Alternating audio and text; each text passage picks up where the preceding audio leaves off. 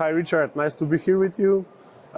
Thank you for answering our message. And I would like if you quickly can just present yourself for our viewers in like 2 to 3 sentences. Of course. My name is Richard Blom. I'm Dutch, but you see we're here in beautiful Valencia in Spain. Yeah. I've been living here for 9 years now. I've been an entrepreneur since 2010, and I focus mainly on the channel LinkedIn. Okay, awesome. So for the first section, we will talk about authority and positioning on LinkedIn. So most people think the authority comes from LinkedIn from like posting and commenting all the time, but I don't think that's the just that is enough. Like, what are the main things, signals that you should watch out for? Yeah, good question. I think first, if we talk about authority, it's something that LinkedIn alone cannot give you. That's also a mistake that a lot of people make. I mean, authority is something you have, and you can use LinkedIn to like scale the visibility. What I think is very important that you understand the mechanism of LinkedIn, which is profile, content, engagement. Those three are like the pillars of thought leadership. So first you need to know how to position yourself towards your target audience. Then you need to have the right content strategy, which for a thought leader is completely different than, for example, for a salesperson. And then your engagement needs to be on a strategic level. So what are then the 3 biggest mistakes people make when they're trying to become thought leaders? And maybe what are 3 secret actions they should be doing instead? Yeah, I think there are a lot of mistakes. I think people expect results too fast. Okay. You know, it's not that you can build authority on LinkedIn, let's say, in following a templated book in 60 days or something. It's really something that you need to be patient with and you need to build up. And also be aware of the signals you are getting if you're on the right track. So that's the first thing, expecting too fast results. Second, I think people make a mistake that they treat LinkedIn as any other social media. Okay. So people who have been successful on Facebook or maybe on their website or even Instagram, they come to LinkedIn using the same tactics, which often don't work. And maybe another mistake that thought leaders make is that they want to do it all by themselves.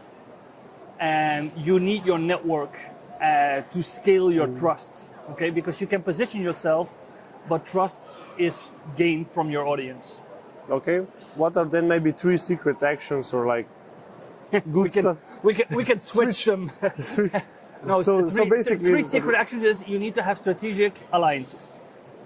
So, for example, if you are a C-level in a company, you need to have your internal ambassadors, your employees, helping you to get more reach on LinkedIn. If you are a solo entrepreneur, you need to have other entrepreneurs to collaborate with you to scale your visibility. So strategic alliances are very important. Second, often underestimated is how important your engagement strategy is. So not just commenting, but know when to comment, how to comment, and also to what type of content you need to comment. And then the third, if you are in the game for conversion, that's also, it's a big myth that if you optimize your profile, if you have a right content strategy, that conversion will come from itself. You need to be proactive in that. So you need to proactively go out and convert like contacts, engagement into leads.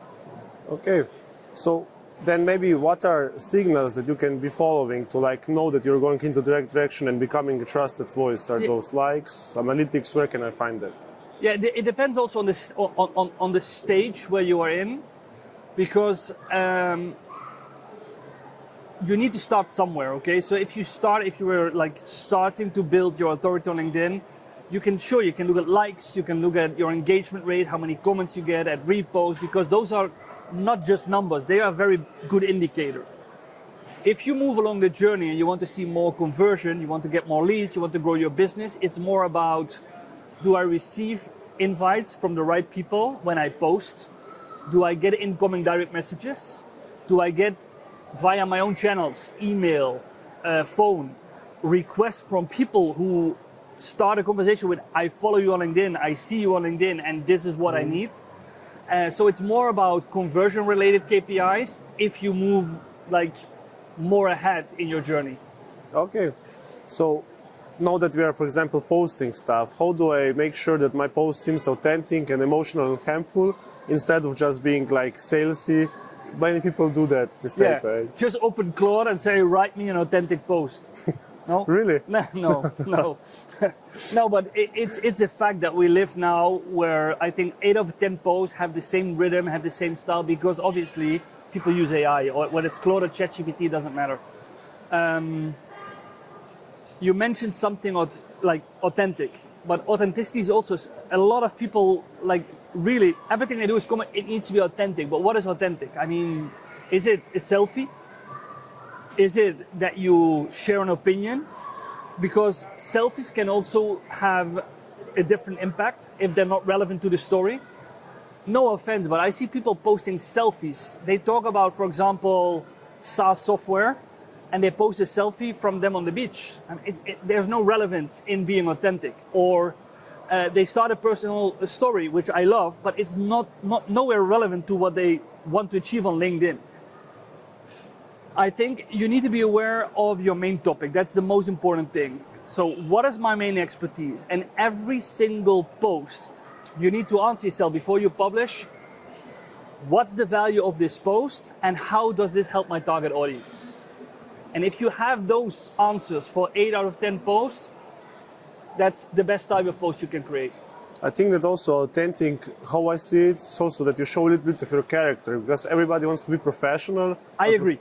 And I have examples. Whenever I do keynotes, I have one big example, and I have more about a personal post I made from me and my gardener in Spain, or a story about me and my dad who still lives in Holland. And they really blew up in terms of not only likes and only views, but you get so many one-to-one feedback from clients because it resonates with their own story or with their own history or experience. So I think it's essential that we show personality in our posts. Yeah, if you mean that with authenticity, I'm all in. Awesome. So now that we move a little bit more to general LinkedIn, like it's on a global social media, but Europe is always, like each continent is a little bit different, I feel like. Yeah. And what is maybe different, and how should you adapt LinkedIn when you work in European, like global market, for example? No, not global, sorry, European, whole European market. That's a very interesting question. And it's not easy to answer. And you know why? Because first of all, Europe differs from, for example, North America. Okay, because North America, United States, Canada, they have the highest penetration on LinkedIn. They have been the early adopters, and they use it in a slightly different way. If you compare how we use it in Europe, for example, to how Asia uses it, or the Middle East, or even Africa, or even South America, it's also completely different, because the cultural differences we have in communication, and above all in B2B communication, we also see them on LinkedIn. Mm. So for example, being direct with Asian contacts doesn't work. Going directly for conversion with Mediterranean countries, Spain, Italy, Portugal, where relationships are very important, doesn't work. Where if I want business with an American company, I can be completely direct in my first message. The challenge we have in Europe is that within Europe, there are so many differences. I think Europe is like almost like a world on itself, because you have the Germans who are very hierarchic. Even if you address them, you cannot send a message like, "Hi Thielen, I need to have your surname," you know, because otherwise I'm already done. You have this South European countries where relationships are very important. So I need to message. I remember the first time when I came to Valencia, I used LinkedIn to find the marketer of Vodafone here in Valencia, because I wanted to have a meeting with him on LinkedIn. And I booked a meeting, so he invited me for lunch, just to give you an example, and we went 1 hour on a lunch. We didn't talk business, he just asked, how is Spain, this and that. And then at the end, he said, like, can I have the bill? I said, oh wait, I need to discuss. And he said, no, we do that next time. And believe me or not, I had 3 lunches, and then we started to talk business. In Holland, for example, the UK, it's much more like Americans. You know, you have a lunch and you directly go to the point, okay, can we do business, yes or no?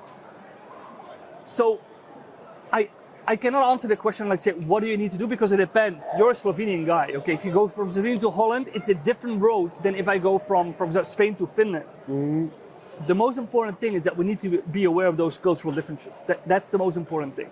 So if you're like working on a pan-European project, it's also the language barrier, how Yeah. you post and comment, right? Yeah. So how could you like break that if you're trying to? Yeah, that's interesting. It's a question I actually get a lot. I get a lot of questions from people actually all over the world, like what language do I use? English language is the most used on LinkedIn, but also gets favorized by the algorithm. Okay. And when I say the algorithm, it's not only the technical algorithm, but it's open to more people, so you get more engagement because more people understand English. And I'm not talking about a translation feature, I'm just talking that more people understand an English post. However, if you work local, I recently got a question from a German executive coach, and he only works in DACH region. And he said, people advise me to publish in English. And I said, well, what's the main language of your target audience? They all speak German. Well, then you need to publish in German because you don't want to get views from the United States or engagement from because those are not your clients. So my tip is always, if you have an international network, go English. If you have a regional network and regional target audience, go regional. Just stick with your own language and don't chase virality, because in Slovenia itself or in Holland you don't get viral because we don't have the number of people. But go for conversion. Could you do it also with, like, for example, employees? So, like, if you work in multiple markets, one has Spanish LinkedIn, one has German LinkedIn. If people can communicate in their native language, I would definitely go for that. So, for example, we work with companies like Gemini and Siemens, and obviously they are in every European country, and they're the thought leaders. They all communicate in their own language, and sometimes they also share English stuff to go a bit broader to build authority. But if you want to have your client conversations and conversion, I always think that your native language is the best. Okay, so maybe we can switch now a little bit more to algorithm content in those systems. Sure. So, for example, when you're following analytics, you're trying to understand what the audience is saying to you and what you should change, right? But people misunderstand or track vanity metrics for their goal, right? Yeah, I think that it has become more and more difficult to understand what you need to analyze and how you need to optimize. And the reason why is that there are so many people now on LinkedIn. I mean, I started my consultancy business on LinkedIn back in 2009. I was one of the only ones in Holland back then. If you see how many people now share LinkedIn knowledge and share LinkedIn advice. So, and a lot of people, also compare themselves to some of those LinkedIn experts who get massive exposure, but they don't understand that if you're selling a SaaS product or you're selling direct marketing or whatever you sell, it doesn't work the same. So one of the things I always say, don't look at other people's metrics, because if they have a different target audience, if they have a different service or product, it doesn't work for you. So that's the first thing. Second, people too often still think, if I get a lot of likes, if I get a lot of engagement, conversion will come by itself. You really should look past your LinkedIn analytics and should look how many invites do you get? How many conversations have you started on LinkedIn? How often, if you look at your new followers, are those your target audience? Yes or no? If it's your target audience, you're on track. If those are randomly people, you need to go back and adopt your content strategy. So what are about 3 LinkedIn tactics or strategies to post and comment and interact that are really trendy and useful right now in 2026 that people might not know about it? There are a lot of things you can still do. I think one of the things that is very important is that you need to share, because we're speaking about thought leadership, you need to share authority content. You need to share, some people call it educational content, but you need to share content where people can see that you know what you're talking about. It works a lot, especially now in the algorithm, it works a lot with infographics. Okay. Or visuals where people on one page can get the core of your message. Because what happens, those are type of posts that get saved a lot, and saved is one of the strongest signals. So my first tip would be create savable content. That's first. Second, a lot of people know that their engagement is very important.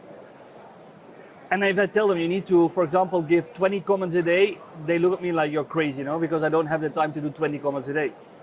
The problem that a lot of people have is that they go out and search for 20 posts that they can comment on. I spent 0 minutes on searching posts because it's a waste of time. Scrolling in your feed, a waste of time.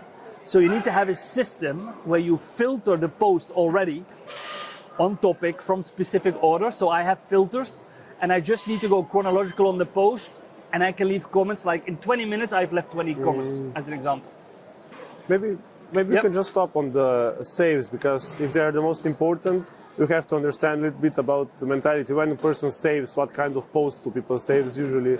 There are a few things. So what people are not going to save, and this sounds maybe a bit strange, people are not going to save a carousel with 100 slides because it is abundant, it's just too much. People are not going to save a video of 10 minutes because they know even when I save it, I'm not going to look at it, never. Yeah. So the types of posts that are getting saved are, like I said, infographics, short carousel posts, but also where you have multiple sources. And this is a tactic that I'm trying to use myself now. If you have multiple links in a post, it gets penalized.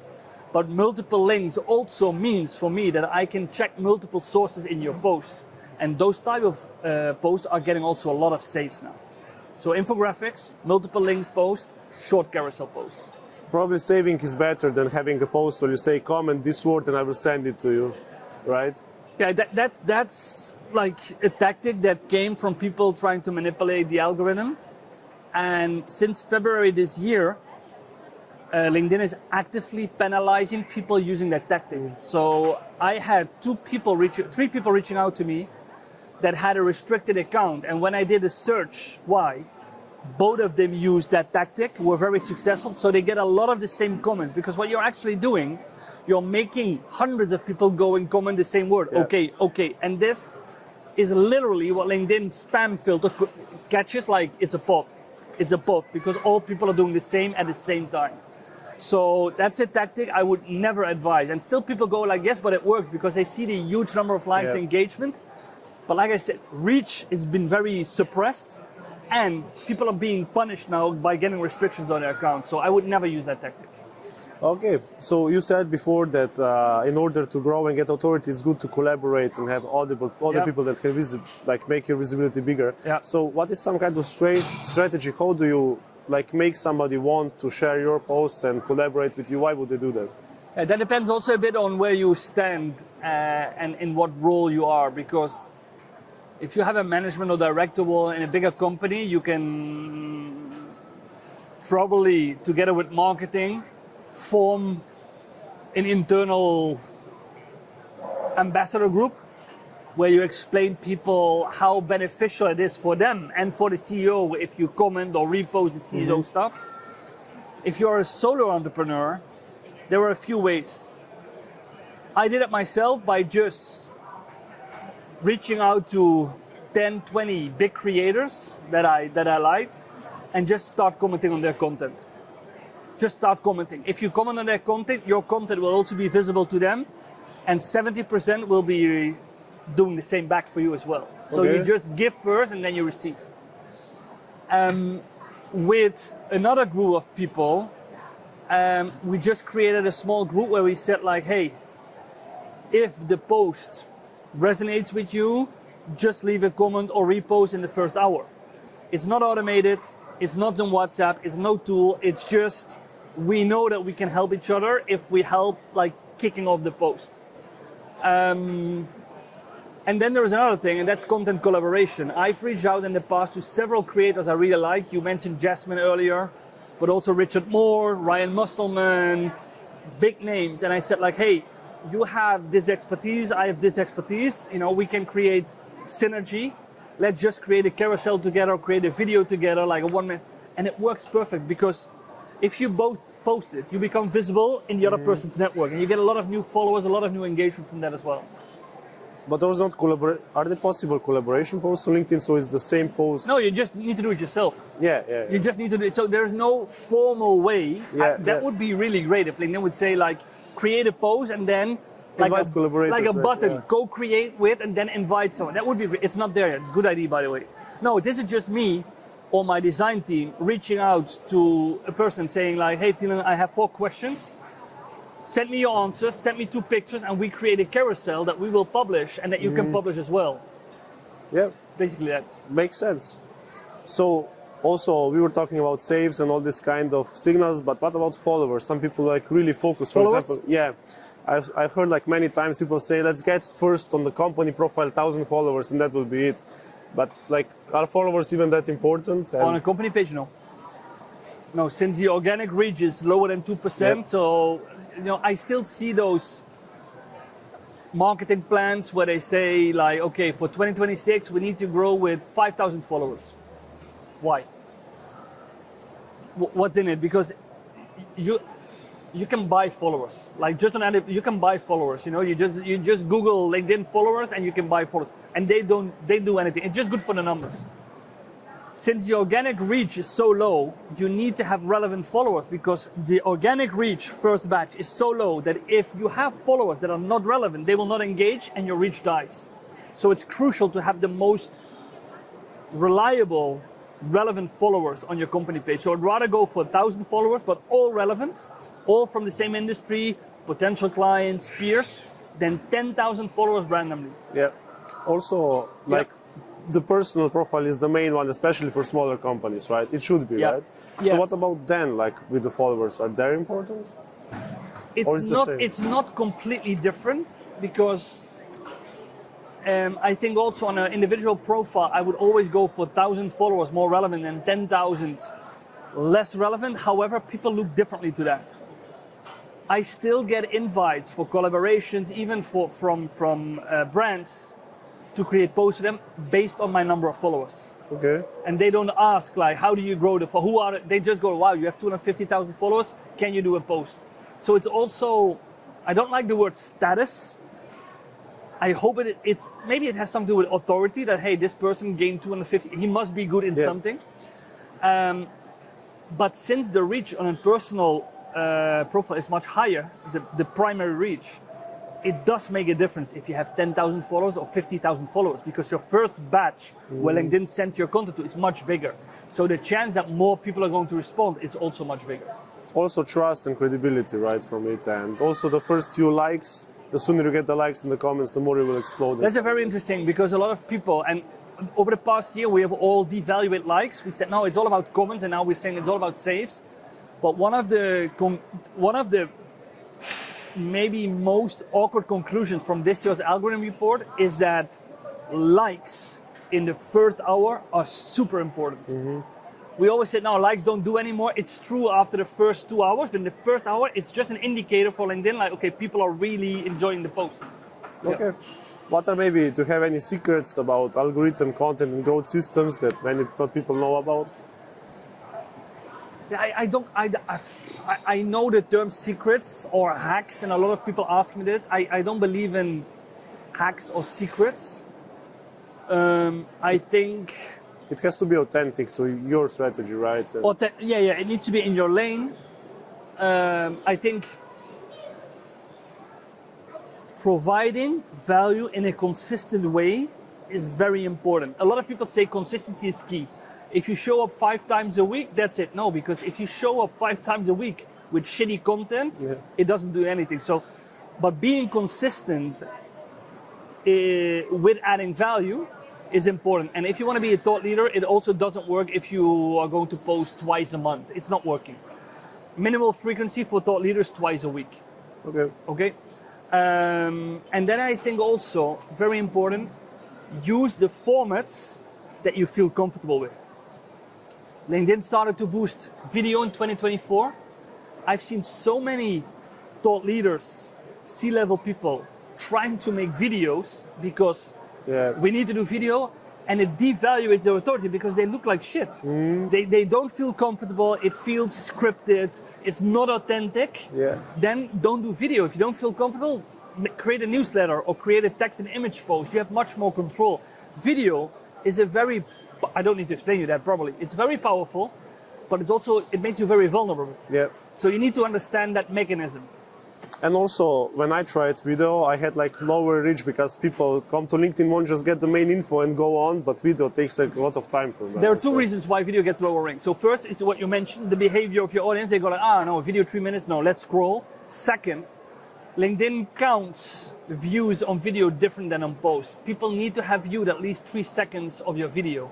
So if I look and after 2 seconds I scroll, it doesn't count. Where if I'm scrolling, all the regular posts that I'm scrolling past, they get a +1, +1, +1. So it's also a different type of definition of view. Okay. I think we can go also to the last part now. So conversions, clients, and business outcomes.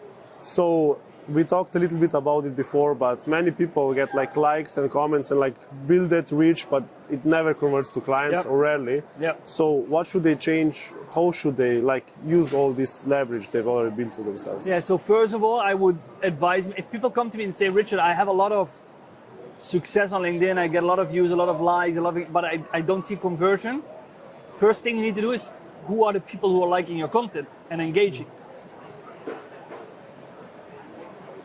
90%, no, even higher, I dare to say 95% of the people that every single day like or comment on my post are never going to be my clients. Why? They're very loyal, they love my content, but they would already have been a client over the past years if we would be a match. And that's okay, because they still help me in getting more reach by engaging. But if somebody says to me, I get a lot of engagement, a lot of views, but I don't convert, okay, but who do you, is it your target audience or other people? Okay, because if there's no target audience there, you don't create the right content. Then, if we do the analysis and you see there are some people from your ideal client profile there, then my next question is, what do you do to reach out to them? Because it's not going to happen that somebody sees your post for the first time, he's going to follow you, like and comment your post, send you an invite, and then also send you an email and say, hey, can we work together? They take one step at a time. So a potential client seeing your post, he likes your post today. Next week he comments. Okay, that is the moment. Are you still going to wait? Or do you think, hey, wait a minute, I've seen this person 2-3 times. Let's invite a person and say, hey, thank you for engaging with my content recently. Let's connect so we see more of each other's content. You know, like, make the first step. That's what I meant in the beginning, where I said you need to be proactive with your conversion strategy. That's where a lot of people go wrong. They don't even have a look at who are the people who are commenting on my post. If you get 100 likes, have you checked? Are there connections? Are there potential clients? Are there potential clients not connected? Invite them. I think also that one mistake I just thought of is that you're trying to be like an expert in your field and you post, for example, I post marketing stuff, but then I figure out just the other marketing guys are taking my advice and following me, but those are not my clients. So maybe how can I solve that? Like, how... I don't think it's worth spending your energy. And this comes from someone who gets copied a lot, especially with all the things we do about the... in general, I mean, like, for example, the same thing would be if you like work in SaaS and you put on your LinkedIn like some SaaS advice, how to build it, and you're trying to get clients for this SaaS. The other SaaS founders who do the same thing will follow you and just take your advice, but not your ICP. So should you even post like advice that goes deep into breaking it down, or is it not worth it? Because others who do the same thing will follow you. No, what you're asking is how to differentiate yourself from all the people who have the same tactic. Is that? Or who take your content and use it also for the insight? Colleagues who do, like, for example, competitors will follow you more than ICP because you're posting like the stuff, how to do it. I think it's something you cannot avoid. That's what I meant. A lot of LinkedIn experts follow my content and they use it for their own products and services, which, okay, if I get engagement from them, if they like it, comment it, great. You at least help me and get more visibility. I'm sharing 90% of all my knowledge for free on LinkedIn.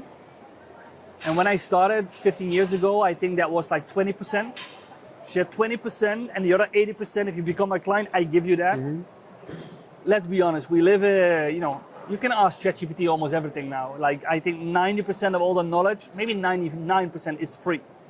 So I have a very strong opinion, and this goes very bad with all knowledge-heavy industries like lawyers, for example, who say, no, that's my knowledge, you pay me to provide you the knowledge. I think that you need to give away 95% of your knowledge for free, and people don't pay for knowledge anymore.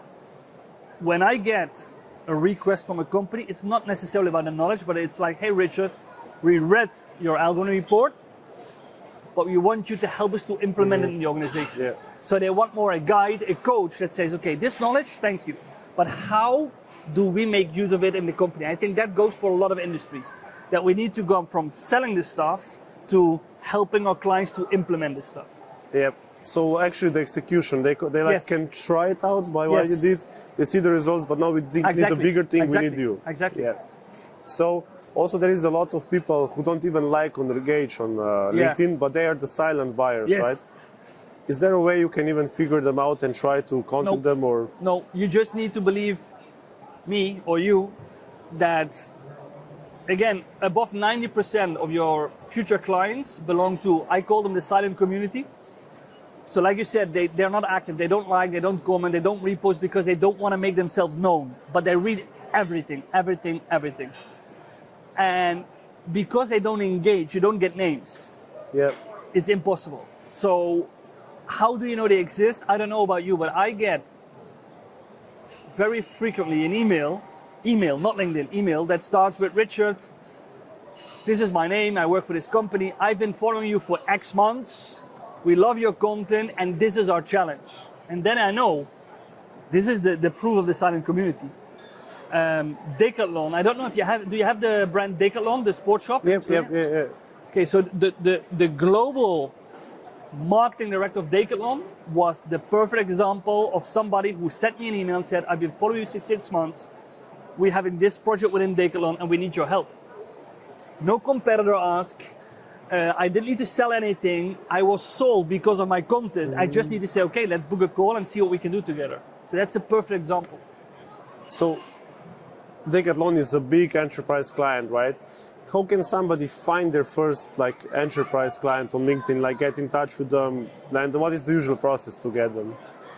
Well, let's be honest, it's not easy to land enterprise clients via LinkedIn for a few reasons. You have a lot of competition. The example I gave you is they looked for me. They already make their mind we need this guy. If I would have approached Decathlon and said, hey, I'm a LinkedIn guy and this is what I do, I don't stand a chance. What you need to do, probably build relations. Build relations with a few people within Decathlon or within the enterprise. Start sharing your knowledge, start engaging with the posts, start building a relation, maybe see if you can book an informal meeting to understand what's going on, what are their challenges. And you can use tools like Sales Navigator, you can use your network for maybe to make introductions, but in the end, an enterprise also consists out of people, decision makers, and they act on trust. So we don't build trust with a logo or with a building, we build trust with people. So in that way, it's not that different. The only thing is you have much more competition and you have longer decisions processes. That's very easy. So one really big credibility check I also think on LinkedIn is when you see pictures of people on stages and podcasts and workshops, right? So maybe how could you attract more of that and maybe leverage all of this stuff and get invitations for that from the LinkedIn? No, it depends, of course, because if you don't want to be on stage, if you don't want to be in podcasts, then this doesn't do anything. If you go back to the thought leaders, what I always advise them to do, if they have been on YouTube, on a YouTube video, if they have been on a podcast, but especially the more traditional industries, they still have these magazines, digital magazines where they are interviewed or they give their opinion or something. Those are the things you need to show in your profile. I was interviewed by Business Magazine this. I was quoted by Forbes. I was recently interviewed by, So external media presence in reliable sources works very good as an authority. And you can put it in your banner, you can put it in your featured section, you can use it in your content as well. But is there a specific way to attract them more? Maybe some stuff that makes this media respond more to the I think your content. So especially if your content is very about what's going on in the industry, Okay. and you don't just share trends, because that's something that everyone can do, but you share them with a very strong opinion. Okay, so here are my 3 trends on how to use LinkedIn for lead generation, and this is from my experience what I would advise you. That's thought leadership content. So that's one thing. And second, again, invite them proactively. Search for journalists, search for your magazines, and just send them a message via LinkedIn and say like, hey, I think I have some decent stuff to say. How about making an editorial? Or how about creating an article where you feature me? It works. Just the last question. What should high-performing LinkedIn week look like for somebody who wants to like grow actively on LinkedIn? High performing LinkedIn week. In like basic terms.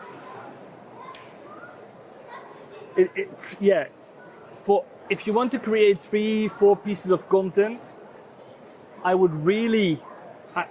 It's also a bit personal, because what doesn't work for me, for example, I cannot block time in my agenda to write content. It doesn't work because I block the time, I go sit and I sit for like 10 minutes and nothing comes.